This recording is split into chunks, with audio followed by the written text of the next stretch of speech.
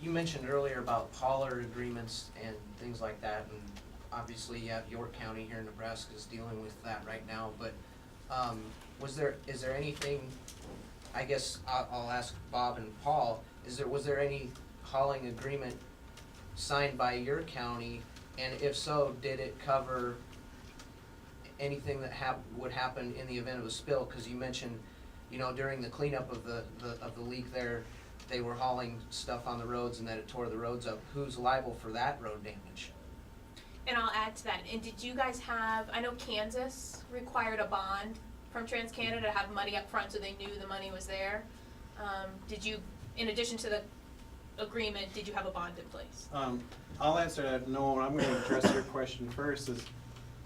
I'm not on the county commissioners, and I don't know exactly all went through the process of their deliberations with TransCanada, but I can have insight of some of the remarks that they did say, that I think they would agree that a bond might be required, as they opted to make repair to the roads themselves. And whether that was a mutual decision with TransCanada, it's unclear to me, but that was their decision. They wanted to make the repairs to their specifications themselves and not depend on TransCanada to make that decision. But what we could see as community members is that the county only has so many people in their department.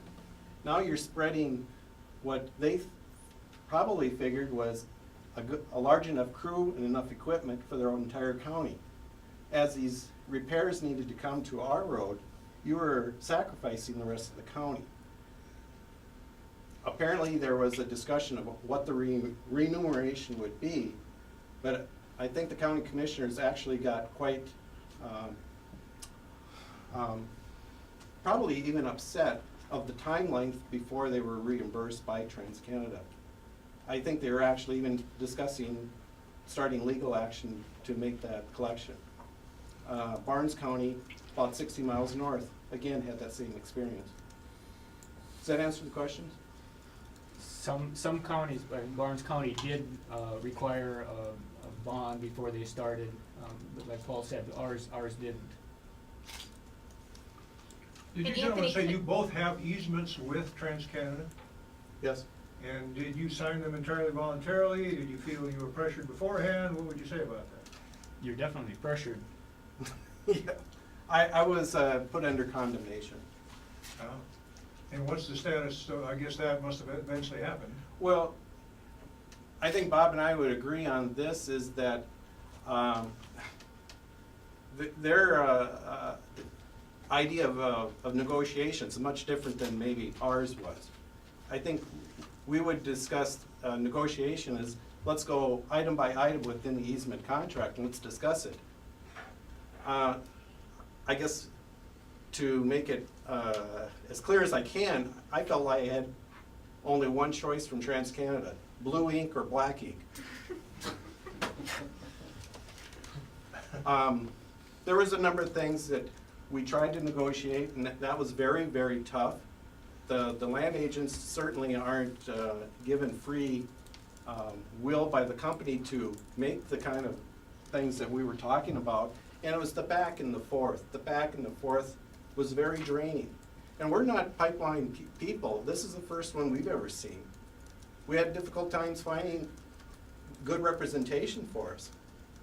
It was a very challenging experience. I'm sure this is what Nebraska landowners have found too. I have a question texted from Kurt Bulgren, who's the president of the county commission in York. I'll add a personal note that I think he's a rock star. But he asks, can TransCanada haul on our roads without a haul route agreement? Excuse me. I think I may need to review York's the statutes and ordinances in York itself, but I don't believe that's the case. But I may have to get back in touch with him. But if there's an ordinance requiring that large projects sign such an agreement, then I don't believe TransCanada and the county have to come to some sort of understanding, because it can't just violate that contract. And if a county doesn't have any ordinance in place, like some of these counties never even perhaps thought that they'd have an oil pipeline, that they were gonna have to deal with an oil pipeline, being an ag state. So if there's no county level ordinance in place, then what does a county do?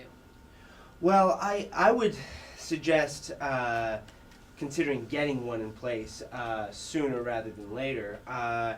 And I think that perhaps I would say that discussions should be started. Well, A, getting those protections in place, but B, some sort of agreement between that county and TransCanada would have to be made in absence of an ordinance. But a county is in much better negotiating position with an ordinance in place, if that makes any sense. Did the presence of the pipeline affect property values in any way in the areas surrounding it? Not that we've seen. Land doesn't change hands that often to really establish if that happens or not. It certainly felt, personally, I felt quite challenged. I built my house in 2004, and to all of a sudden have a pipeline requested to be 156 feet away from the house certainly was leaving you with what, this is your equity's biggest asset. And to have that there, this is my wife's dream house. What are we going to do? And Bob actually called us the night or the morning of the accident, and we were about 400 miles away, and my wife took the message on her cell phone hours later, and her mouth just dropped to the floor, and she said, that could have been our house that could have been spilled on, had they had their way. It's that insensitivity I don't think the oil industry understands. To back up one step back to your question about the easements and just to show people when you're entering into agreements with TransCanada, what you have to look out for. This actually happened to me. I didn't take it as far as Paul did, but I did get him to make a few changes in that easement agreement that I could live with. And one of the big ones was, in that easement, it mentions pipeline or pipelines, multiple pipelines. And that just didn't sound good to me. I wanted them to take the multiple pipelines out and just have one pipeline so that they couldn't come in again and put another pipeline on top. It took a long time, but they finally come back and they said, okay, we can do that. It's a 3-page agreement. They said, we'll mail you the new agreement. I got it. The first page, it's one pipeline. On page 2 and 3, it says multiple pipelines again. They didn't change the 2 pages. Talked to the guy again, and they said, that doesn't make any difference. It's just the first page that counts. Don't worry about the second 2 pages. So I kind of felt like saying, well, should we just throw the second 2 and 3 pages away then? But it took 3 times back and forth to get that one issue settled. It's my understanding, once a pipeline's in place, you have no control over what's going through that pipeline, so at some time, years coming down the road, they decide to put something else through there that's even more of a hazard, or potential hazard, that your hands are tied, is that correct? I'll speak from my experience here, is that actually once putting in condemnation, North Dakota laws gave some new opportunities here. And one of the things that was happening is TransCanada was building only, well, 3 weeks away from my property, which I think encouraged them to finally negotiate, at least how I just describe negotiation. In my easement contract, I stipulated I only wanted one crude oil pipeline, for fear that natural gas pipeline, if they converted to that, opened up a whole new chapter of risk. Mr. Matthews, the pipeline, did it end up being 156 feet from your house? Did they move it at all? Well, again, the negotiation process helped there. Once negotiating actually started. What North Dakota state law does have a 500-foot buffer. But let me back up before that was even there, it was 156 feet away. 2 land agents approached my wife when I was away from the farm and said, "Ma'am, we've got a great deal for you today." She said, "What's that?" And they said, "For $500, sign this waiver." She said, "What's the waiver?" "Well, it's the waiver of the state statute." She said, "No." But it was well past the North Dakota PSC hearing process before we ever knew if the pipeline had been shifted away entirely from our property, or currently it's about 2,000 feet away, but still on our property. But that was part of the negotiating process. As I said, I will help find a reasonable conclusion to this, but I want it to the far edge of my property, away from my home. And what's the statute again in North Dakota? It's 500 feet. And is that regulated by, so oil pipelines are regulated by your Public Service Commission? PIMSA is the operational, and again, I think all North Dakota PSC would do is ratify a route permit. And, you know, going back to your remarks about even North Dakota PSC commissioners, I think were unsure of what ability they had about route permit. I remember several times them stating is that to TransCanada, "Why did you pick this spot? North Dakota doesn't have a lot of wooded area. You picked 2 of our prime spots in North Dakota to go through. Why here?" Right, I mean, if you look at the route of Keystone XL, it's pretty, as I said, it's pretty much a straight line, so it was the shortest line that you could draw on a map, I think.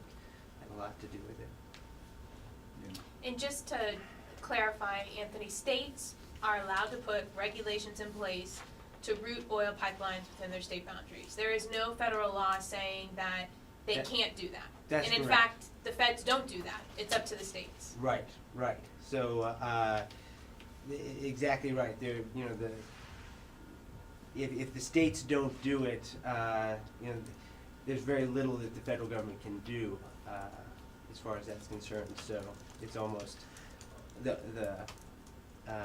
responsibility is on the states to a large degree. Because our governor has told us that we need to ask Secretary Clinton to change the route, but it's not up to Secretary Clinton. Yeah, Secretary Clinton is reviewing the, he's basically looking, you know, going through a environmental review for Keystone XL, and part of that is she can have other routes, you know, analyzed as alternatives that have less environmental impact, and because she's in a strange position since the pipeline crosses an international border, that she can basically give a thumbs down to the pipeline if she determines it's not in the nation's interests. So she has some discretion. She could actually place conditions on the pipeline that most pipelines aren't in this spot, if this makes any sense. So I'm not saying Secretary Clinton has no power over this. Because she is an up or down decision maker, she could place conditions, but that's out of an executive order, and it doesn't preempt the states. And for the most part, the states are primary in that role.